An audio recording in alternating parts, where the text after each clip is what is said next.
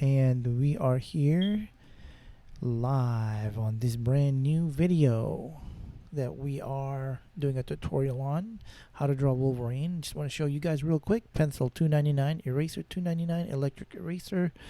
You're probably looking about $6.99.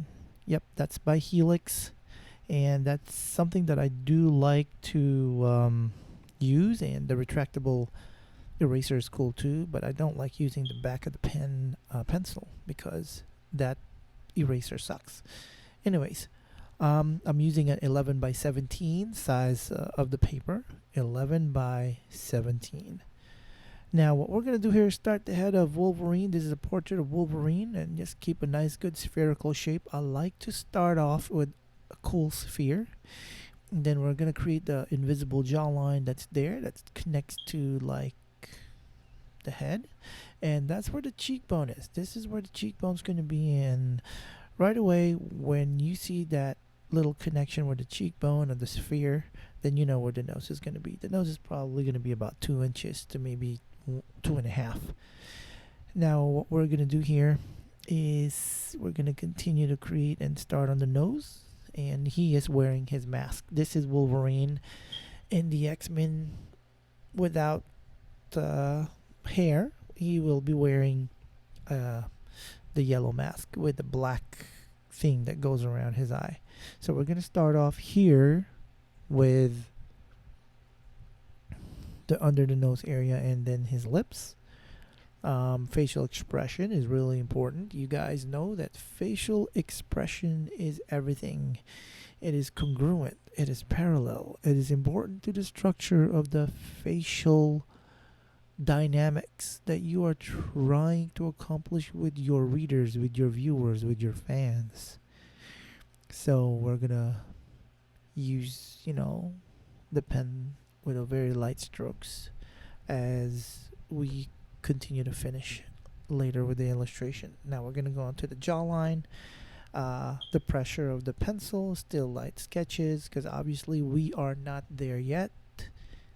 Now we're going to go ahead and create the cheekbones, highlight a little bit of the eyes. See, everything's starting to form slowly, as you can see. There's no rules to this. Well, there is rules, but there's no rules, because I want you guys to free your mind. Just like what Morpheus said, Neo, I want you to free your mind. He says, I know what you're trying to do.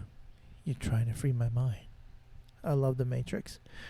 Anyways, okay, so you see that big thing in the back of Wolverine's head?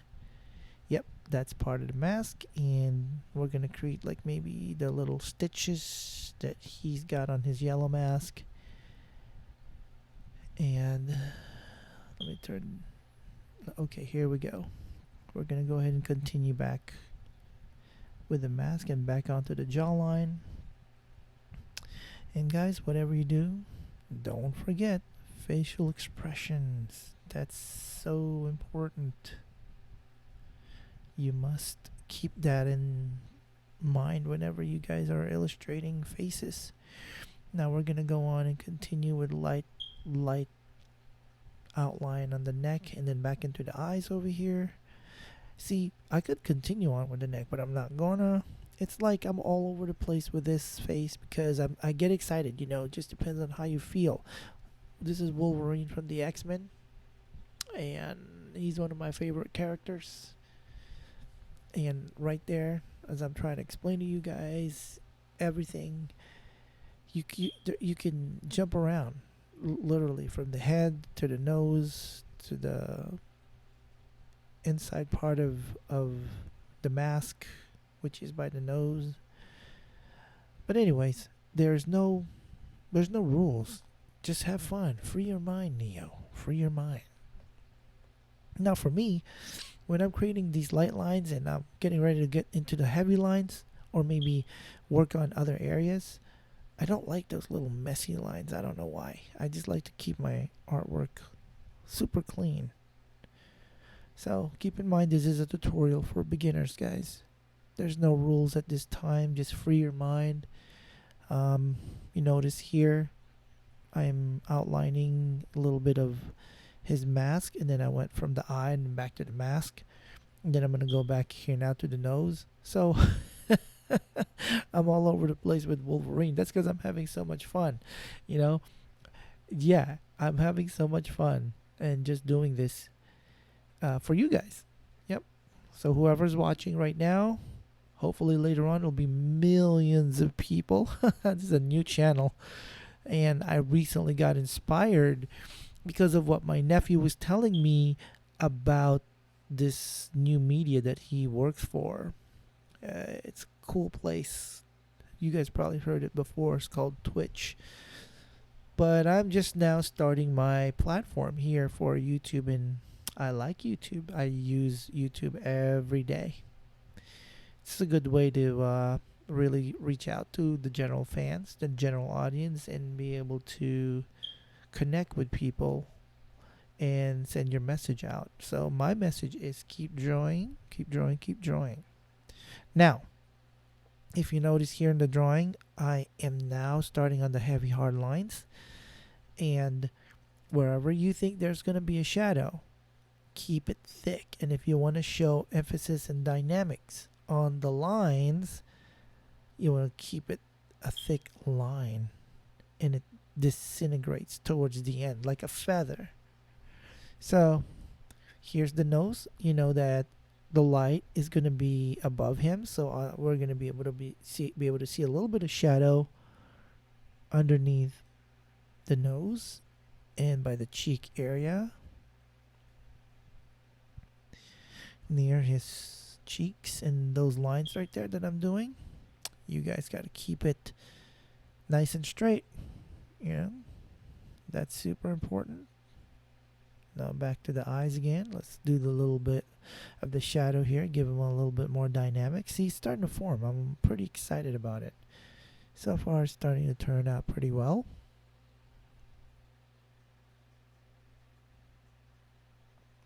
A little bit of the wrinkles on his nose and the uniform. Okay. Let's see. Oh, let's talk about references. So, if you guys are just beginning and you're semi-pro, but you know, still in the intermediate area of your skill, it definitely helps to have some form of reference in front of you, so you know what kind of like the eyeball's gonna look like, what the mask is gonna look like. See, look at this. This here, I'm starting to create the bags and the underlines. Here you go. See. All right, looks cool. And once you know your facial, I would like to say facial anatomical structure, but I think that sounds wrong. Facial structure and expression in your muscles that is underlined within the clothing and the composition of your drawing, where the lines and where the lines will be. Everything is just going to finally come together. I remember when I used to go to Comic-Con portfolio reviews, OM to the capital G. I met Mark Silvestri, Jim Lee. He was in line, by the way. He was in front of me. And I didn't. I said, who's this little Asian dude trying to cut in line? And I looked. I said, oh, holy baloney, it's Jim Lee. I was like all nervous. I didn't even know how to like say anything. But when he cut in front of me, I was like, dude, no, you did not like cut in front of me, didn't I? He turned around. I was kind of like, hey, Jim, go ahead. Can I buy you lunch too? I know, right? So anyway, that was Jim Lee. Then I met Mark Silvestri from Cyberforce and Image Comics. Yep, facial expression is important, guys, so just make sure it's important. So not to get off the subject, but just want to share some of my experience with you guys. Then I met Rob Liefeld. We're not going to say too much about Rob. He is what he is, you know.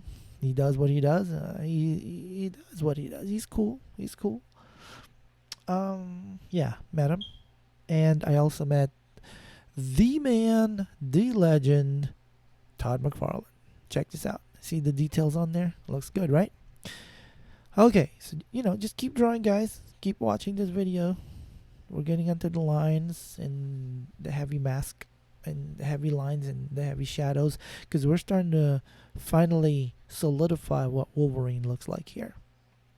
Now, my experience with Todd McFarlane was super cool. I can't wait. I'm going to post that later on. I met him back in the early 90s. I'd say like 1995, 96. He was super cool. Spawn just came out. I remember when it first came out. Oh man, everybody was all up on that grill with the Spider-Man. Spawn. I mean, I wish I also met Greg Capullo, but Greg wasn't there during that time. I must have missed him at San Diego Comic-Con. But anyways, let's get back into the drawing here, guys. If you notice, I'm doing heavy hard lines right now, real fast, underneath the neck, and then I'm, like I said, I'm all over the place. I'm just doing what I feel on how to complete this drawing. Now, right here, the shadow is going to be obviously on top of his head. The light is going to be on top of his head, so we're going to create a shadow right on the forehead to give it a dynamic look. Pay attention. This video here is going slightly fast. That's why I'm trying to keep up with it as much as I can and telling you guys my past experience through the Comic-Cons. But portfolio reviews, if you are not a pro and you want to get some super incredible insights in how people can give you professional advice on how to improve your artwork, do yourself a favor. Go to a Comic-Con and meet a professional and ask him how to become a legend like him. That's the best thing you can say at that point, and he'll be your best friend. Hopefully he's not too busy, whoever that professional is.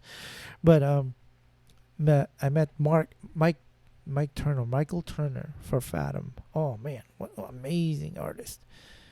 I've been wanting to meet what's his name? He has a really cool style, very similar to Mark Silvestri. Will Spartacia for Wetworks. He's really, really cool as well. Yep. Anyway, so here, guys, what I'm doing right now is back onto the neck. We're going to try to solidify the outline of the neck right around the back. You guys can see that. Just keep your lines consistent.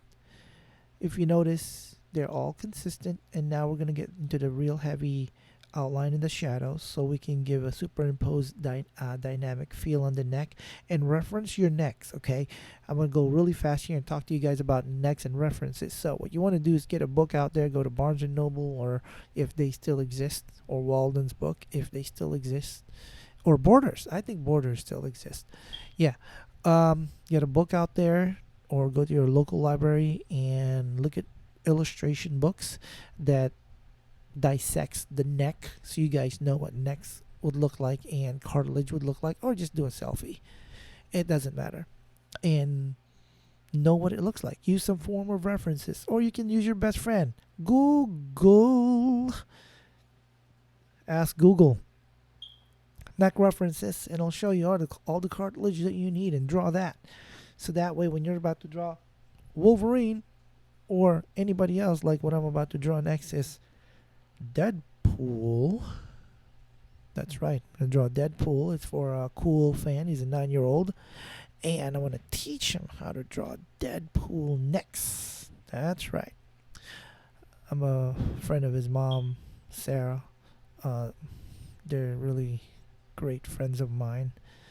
But anyways, here we are.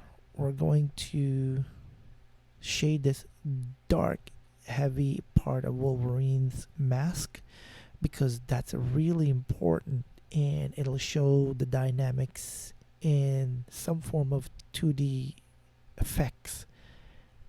And plus, it just looks really, really cool with all that pencil lead that's on the paper. You know, but enjoy your drawing. I mean, I could have left it blank, but why would I? Even though if I know that this is going to be inked later on anyways,